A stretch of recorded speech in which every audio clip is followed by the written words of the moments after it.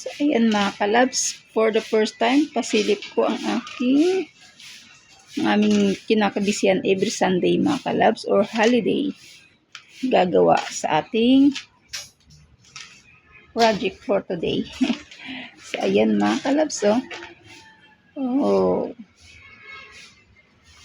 Every Sunday lang po may gawa dito mga kalabs kasi may makapasok.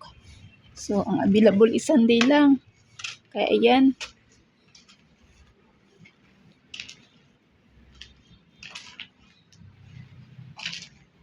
Ito po yung matagal nating pinapangarap mga kalabs. Kahit nino man nangangarap na magkakaroon ng ganito mga kalabs. So, ito na. Dreams comes true. Kaya binigay na ni Lord ang ating matagal na dinadasal. So, maliit lang siya. At yan, may lalagyan ng second floor para hindi siya masyadong masikip sa baba. Ayan.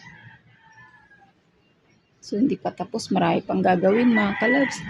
Every Sunday lang kasi ang available gagawa. So, ito po yung ating home sweet homes mga kalabs.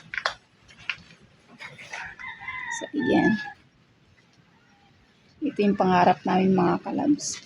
So, after how many years? 23 years. Kaming nangangarap na magkaroon ng ganito. So, ngayon, ayan, nakakapag-ipon-ipon, pautay-utay. Kaya nakakabuo tayo ng ganito. Yan mga kalabs. May saging pa. Oh. Puso lang ang may saging. Puso lang. Saging lang may puso. Ayan, ayun pa isang buwigo. Laki ng buwigo. Tapos nata, pwede ni kunin yung puso niya. So, ayan. Ang laking puso din mga kalabs. Oh. Yun. Sarap yan sa sinigang na bangus. So, hindi yan sa amin. Doon yan sa likod. Yan sa parking lot yan dyan sa likod. Parking lot yan dyan eh. Kaya yan. So, yan ang ating mga pangarap mga kalabs. Thank you Lord at natupad. Paunti-unti.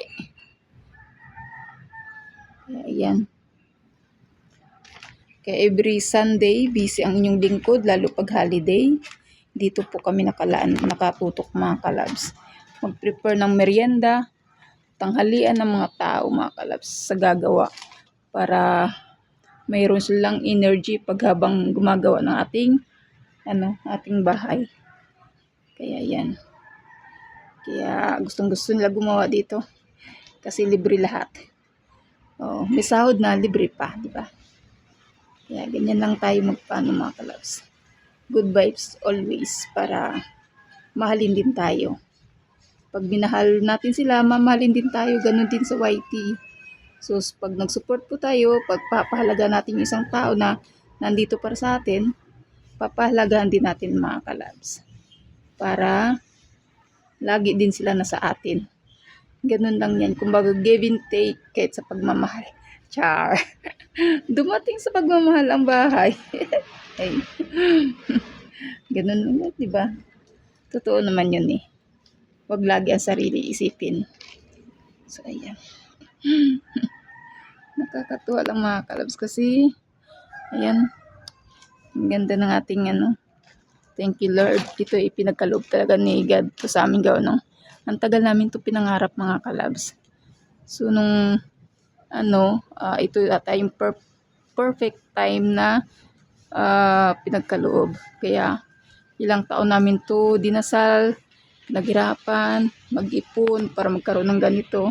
So ayan, thank you Lord sa ginamit na tao para makuha namin tong aming pangarap. Kaya yun. Yan. Pang yan, ang tawag dyan hindi ko ma-explain. Para buhusan,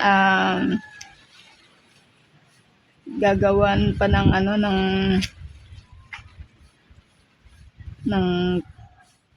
ano ba tawag dyan hindi ko tuloy alam. Ipaliwanag kung anong gagawin dyan. Bubuhusan pa kasi yan mga kalabs. Bubuhusan para magkaroon ng second floor. Hamba bata. Ano ba? Kumaga, andyan ba? Ganyan ba? Poste. Ayan. Basta yun. Nakalimutan ko tawag dyan. Pagka andito ang labs ko alam ko kung ang tawag dyan. Pag ang labs wala, di ko na alam kung ang tawag dyan. Ito po yung mga tungtungan nila mga kalabs pag nag-hollow block sila. Tapos nagbabakal. Yan ang tungtungan nila para for safety ba. So yan, ngayon ko lang ito pinakita mga kalabs. Bali itong gawa na ito mga kalabs kasi every Sunday tsaka yung nagdumaan ng holiday. So bali 5 araw ng gawa nila mga kalabs, pero kita nyo naman kung gaano kabilis. 5 araw. O, di ba? Ganyan na siya kalawak ng ginawa nila. Ayan. Halos mabuo na yung first floor. O, di ba? Nakapagbuhos na rin sila. At yan. Buo na yan. Halos buo na yan lahat ng pader. Pang second floor. So, ayan. At ayan ang CR. Yan, magiging CR. So, ayan. Maliit lang naman siya. Pero, at least, sarili na ba? O, di ba? So, bali, tinaasan na rin namin. Kasi, pag bumaha, kasi pinapasok din kasi kami ng bahay mga kalabs. So, ayan, ang taas. So, lalagyan pa namang step yan dyan. So, ayan mga baka. Ang taas hanggang lampas hita.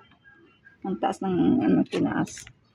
Para pag bumaha, hindi kami abutin. Kaya iba na kasi klima ngayon mga kalabs. Dahil dati hindi kami inaabot ng baha dito. Ngayon, umaakyat pag umuulan. Bagay, pag umulan lang naman binabaha. So, ayan. Tapos habang every year pag bumabaha, tumataas din ng tubig. Dahil dati hindi kami inaabot. Tapos every time na nagkakaroon ng umabot siya hanggang talampakan, sa tawag dun, talampakan, sakong, tapos hanggang palapit na sa tuhod. Kaya yun. Kaya nag-decide kami na taasan na lang siya para hindi na mahirap mag-akit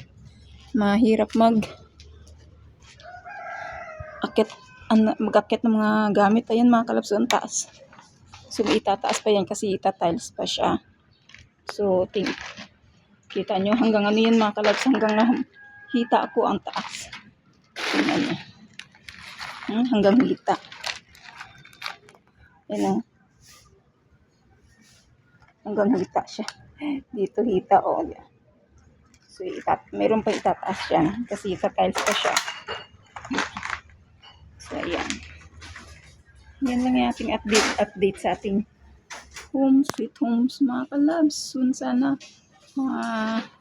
matapos na para makalipat na tayo sa sarili natin